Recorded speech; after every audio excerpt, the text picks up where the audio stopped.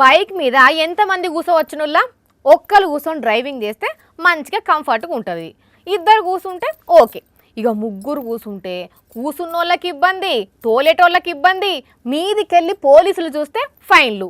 ముగ్గురుతోటి bike ప్రయాణం అంటే అంత మంచిగా ఉండదు, అంత ఈజీ కూడా కాదు కదా. కానీ ఇక్కడ మాత్రం ఒక్క బైక్ మీద ఎంతమంది ప్రయాణం చేసిరో తెలుసునా? అమ్మ బాబోయ్, అయ్య బాబోయ్, ఇదేందయ్యా ఇది? ఓ అక్క, ఓ అన్న, ఒరే పిల్లలు, జర జాగ్రత్తగా పట్టుకోండిరా.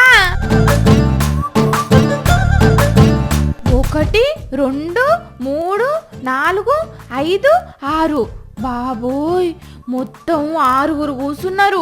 బండి నడిపేది ఒకలైతే టేంకు మీద ఒకలు కూసున్నారు. బండి నడిపే అన్న వెనకాల ఇద్దరు కూసోని వెనకాల ఒక కర్ర కట్టి దాని మీద పిల్లల్ని కూసోబెట్టిండ్రు.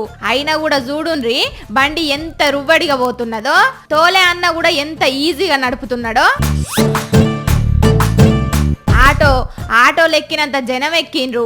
మరి ఇట్లా పోవాలే అని ఎవరు చెప్పిండ్రో, లేక ఆయన ఐడియాను ఇట్లా వీళ్ళే చేసిండ్రో తెలియదు గాని ఈ ఇచ్చంత్రాన్ని చూసిన జనాలు మస్తు అంటే మస్తు పరిశాన్ అవుతున్నారు. సత్యసాయి జిల్లా మడకశిర దగ్గర ముచ్చటిది. కానీ అన్నా, నువ్వు మంచిగానే తోలుతున్నావు, వాళ్ళు కూడా మంచిగానే కూర్చున్నారు గాని సడన్ గా ఏదన్నా అడ్డం వచ్చి బ్రేకులు గిట్లా కొడితే లేనిపోని పీకులాట ఉంటది. జరా ఇప్పటికైనా ఇసొంటి ప్రయాణం ఆపు, సరేనానే?